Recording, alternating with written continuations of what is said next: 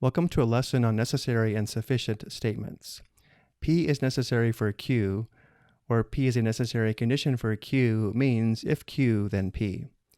P is sufficient for Q, or P is a sufficient condition for Q means if P, then Q. And if P is necessary and sufficient for Q, then we have P if and only if Q. To better understand the language of necessary and sufficient, let's look at an example. Recall from calculus, if a function is differentiable at a point C, then it is continuous at C. But that the converse of this statement is not true, where the converse is, if a function is continuous at C, then it is differentiable at C. Again, this is not true.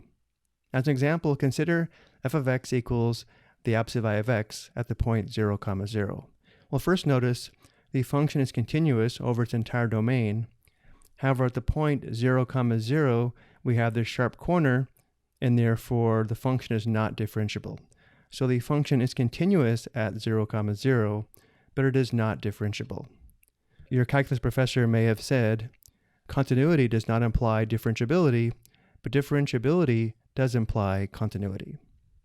Let's restate this fact using the language of necessary and sufficient.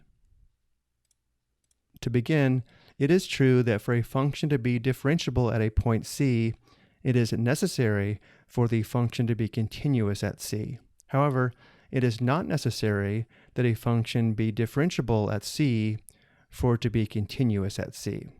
And it's also true that to be continuous at a point C, it is sufficient that the function be differentiable at C. However, it is not the case that being continuous at C is sufficient for a function to be differentiable at C. To understand the difference between necessary and sufficient, it is important that we're able to read and understand this explanation. I hope you found this helpful.